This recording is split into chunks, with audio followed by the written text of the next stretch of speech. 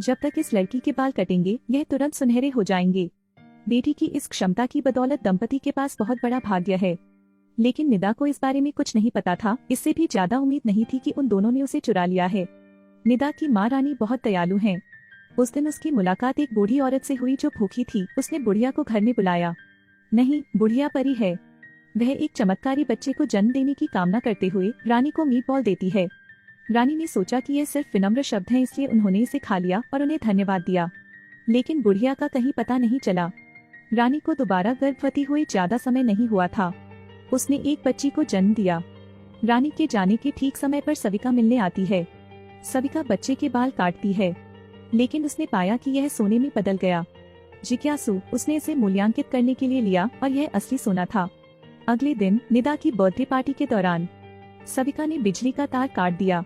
शाम को बच्चे को ले जाएं। जब तक रानी ने प्रतिक्रिया दी तब तक बच्चा गायब हो चुका था। सविका उसे दिलासा देने का नाटक करती है। वह घर आई और तुरंत निदा के बाल काट दिए, लेकिन बाल अचानक झड़ गए। सविका बेहद गुस्से में थी।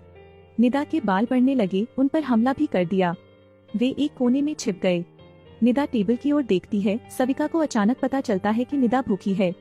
वह दूध की बोतल रखती है और निदा को खिलाती है। निदा के बाल एकत्र किए गए हैं। निदा को चुप देखकर सविका ने फिर से अपने बाल कटवा लिए। इस बार यह शुद्ध सोने में बदल गया। सविका बहुत खुश हुई। वह निदा को रात में भगाने के लिए एक ऐसी जगह ले गई जिसे कोई नहीं जानता था। रानी अब अपनी बेटी की तलाश कर रही है, लेकिन उसका कोई सुराग नहीं मिल रहा है। निदा बड़ी हो जाती है और सविका को भी उसके बालों का राज पता चल जाता है। अगर निदा बीमार या उदास है तो उसके बाल काट दिए जाएंगे।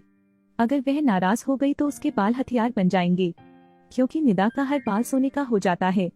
उन्होंने निदा को दिलासा देने की पूरी कोशिश की, क्योंकि निदा को स्वस्थ रहने के लिए सभी भोजन साफ और ताजा होने चाहिए।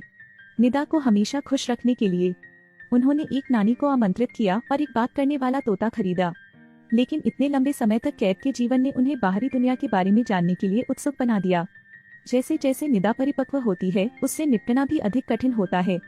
उसे खुश करने के लिए सविका बस उसे वापस राजधानी ले जाने के लिए तैयार हो गई। 18 साल में निदा का यह पहला दौरा है, लेकिन वे दोनों मुश्किल में पड़ गए।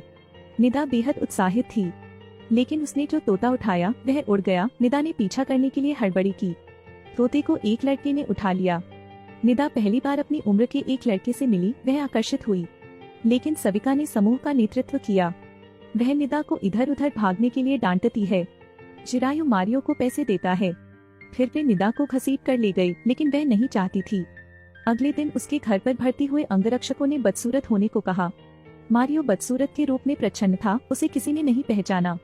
सविका ने उसे रखने का फैसला किया। इस समय मारियो जानता है कि वह निदा का अंगरक्षक होगा, लेकिन फंतासी में रोमांस मौजूद नहीं है। मारियो का मुख्य काम उसका पालन करना है। उसे किसी से मेलजोल न करने दें, उसे कुछ भी खाने को न दें। इससे निदा काफी असहज हो गयी। नानी ने जन्मदिन की पार्टी आयोजित करने का सुझाव दिया। निदा ने सविका से कहा। बेशक सविका असहमत थी। चिरायु ने फिर उसकी ओर देखा, फिर मान गया। निदा बहुत खुश हुई। उसने पापा को गले से लगा लिया और थैंक यू कहा। सविका गुस्सा हो जाती है और उससे पूछती है कि उसने ऐसा क्यों किया। चिरायु का कहना है कि निदा बड़ी हो गई है, उसके बालों के बारे में बात करने का समय। लेकिन सविका असहमत है। उसे डर है कि निदा खुद के खिलाफ हो जाएगी। चिरायु का कहना है कि निदा पहले से ही उन्हें असली माता पिता मानती हैं, कोई समस्या नहीं होगी। लेकिन सविका बहुत सुसंगत है। उसकी नजर में सिर्फ सोना है। वह कोई परेशानी नहीं चाहती।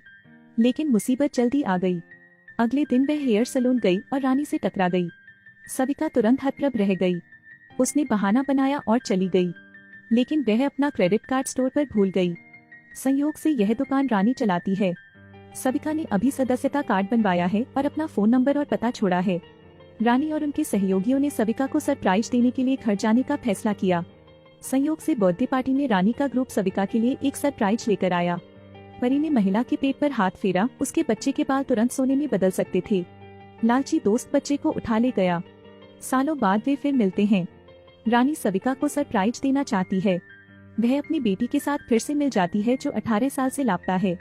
सविका जल्दी से उन्हें अलग करती है। सभी को जल्दी से खाने के लिए बुलाती है। रानी ने निदा को बहुत करीब से देखा। इतने सारे मेहमानों को पहली बार देखकर निदा बहुत खुश हुई। पार्टी खत्म हुई। रानी ने सविका का हाथ पकड़ लिया। घर आकर उसे फिर अपनी बेटी की याद आई। उस साल घर का नौकर कहता रहा कि बच्चा पानी में गिर गया और मर गया। सविता भी रानी को गले लगाती है और उसे दिलासा देती है, लेकिन रानी ने मान लिया कि बच्चा अभी जीवित है। इस मुलाकात ने सविता को बेचैन कर दिया। चूंकि यह पार्टी नैनी ने बनाई थी, इसलिए वह नैनी को लात मारकर बाहर निकालना चाहती थी। निदा अपनी पूरी कोशिश करती है, लेकिन सविता का रवैया सख्त है। नानी को पीछे जाते देख निदा ने अपनी माँ से अपना मन बदलने के लिए विनती की। सविता निदा को चुप रहने के लिए चिल्लाती है, लेकिन निदा भी गुस्से में थी। उसके रोंगटे खड़े हो गए।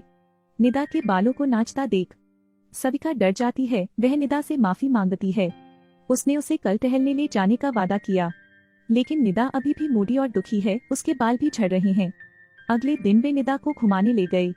निदा ने नानी जैसी दिखने वाली एक आकृति देखी और वह झट से उसका पीछा करने लगी। सविता ने चिल्लाते हुए बॉडीगार्ड्स को पीछा करने के लिए कहा, लेकिन यहाँ इतने सारे लोग थे और पलक झपकते ही निदा गायब हो गई। निदा ने गली में पीछा किया, लेकिन पाया कि वह गलत है।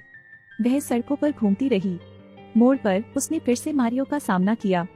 मारियो आज छुट्टी पर है, इसलिए उसने मेकअप नहीं लगाया है। निदा उसे देखती है, याद करती है कि उसने उसके तोते को बचाया था। वह खुश है। वह मारियो से नानी को खोजने के लिए कहती है, लेकिन वह उसे घर ले जाने का इरादा रखता है। निदा फिर से खुश नहीं है। उसके बाल स्वतः ही मारियो से टकराते हैं। मारियो ने उसके सख्त रवैये को देखा, या शायद फिर से पिटने का डर था, इसलिए वह उसकी मदद करने के लिए तैयार हो गया। वे उस गांव में गए जिसका उल्लेख नानी ने किया था। निदा ने अलग होने का फैसला किया, लेकिन निदा को अपराधियों के एक समूह ने रोक दिया। निदा को इससे पहले कभी इसका सामना नहीं करना पड़ा था। वह डर गई और भाग गई। उन्होंने उसका पीछा किया और उसे सुनसान सड़क पर धकेल दिया।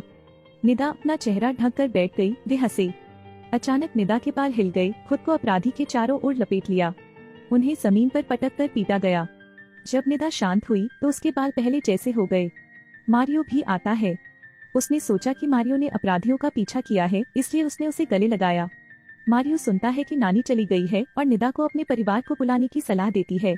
इससे पहले कि सविता अपना मुंह खोलती, निदा ने कहा कि अगर उसे नानी नहीं मिली तो वह वापस नहीं आएगी। इतना कहने के बाद फोन रख दो। उस रात वह मारियो के घर पर रुकी थी। अमीर थेनकिम पहली बार बाहर गए थे और उस रात एक आदमी के घर रुके थे। परिवार के बदसूरत अंगरक्षक ने उसे पाया और उसने अपनी नाक काट ली। मारियो अपनी पहचान स्पष्ट करता है। निदा घर नहीं जाना चाहती। निदा के आंसुओं को बारिश की तरह देखकर मारियो उससे सहमत हो गया। अगले दिन वे मॉल गए और यहाँ नानी से मिले।